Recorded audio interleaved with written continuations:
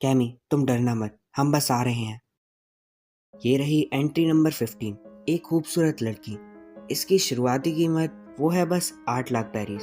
और तभी पीछे से वहां पर एक और कैलेस्टियल ड्रैगन आ गया। आखिरकार मैं यहाँ पर आ ही गया। सर, यहाँ देखकर लगता है कि हम थोड़ा सा लेट हो गए हैं। तुमने सही कहा, ये सारी की सारी गलती इस जानवर की है। और फिर वो उसे मारने लगा। क्या एक और कैलेस्टियल ड्रैगन? वैसे मुझे तो एक जलपरी चाहिए। अगर वो यहाँ पर मिल जाए तो सच में मज़ा आ जाएगा। सर, वैसे नीलामी के टाइम जलपरी का मिलना काफ़ी ज़्यादा मुश्किल है। और इस सब के बाद कैलेस्टियल ड्रैगन नीचे अपनी सीट पर चला गया। दोस्तों, अगली एंट्री है नंबर 16 की। और ये कोई आम नहीं, बल्कि ये है एक पायरेट शिप का कैप्टन। क्या पायरेट शिप का कैप्टन? आपने सही सुना, इसका नाम है लकूबा। खरीदने के बाद आप इसके साथ कुछ भी करो, लेकिन तभी अचानक से वो पायरेट नीचे गिर गया।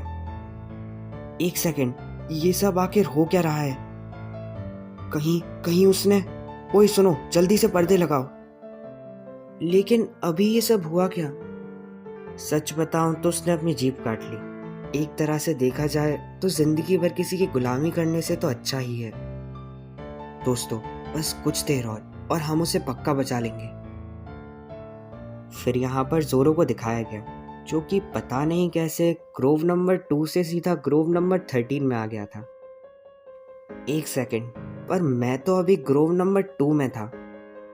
वो रोनूनुआ जोरो, हमें तो उससे दूर ही रहना चाहिए। और वैसे भी वो तो अभी ग्रोव नंबर 1 में होगा, और ये है ग्रोव नंबर 13। इसका मतलब हम बिल्कुल सुरक्षित हैं। लेकिन तभी जोरो ने उन सबको देख लिया, जिसे देखकर वो एकदम से भागने लगे।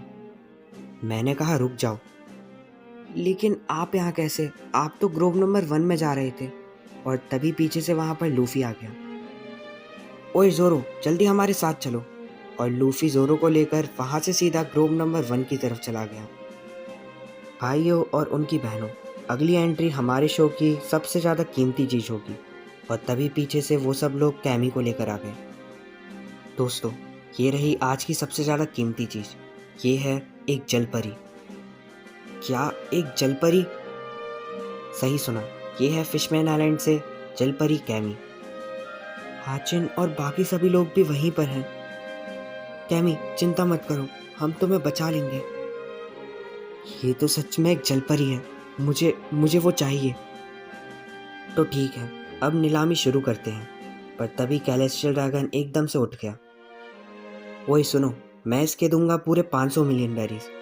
और कैलेस्टियल ड्रैगन के मुंह से 500 बिलियन सुनते ही सब लोग एकदम से काफ़ी ज़्यादा चौंक गए।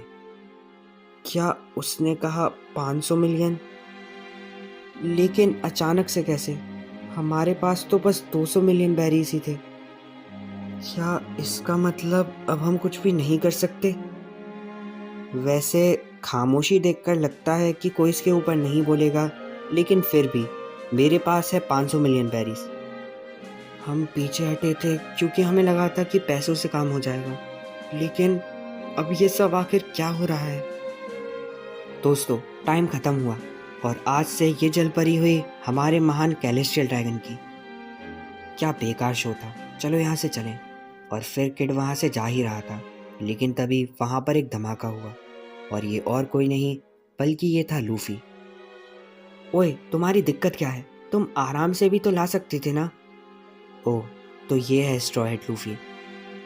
दोस्तों, वैसे ये सब छोड़ो, मुझे बताओ कि कैमी कहाँ पर है। एक सेकंड, वो रही।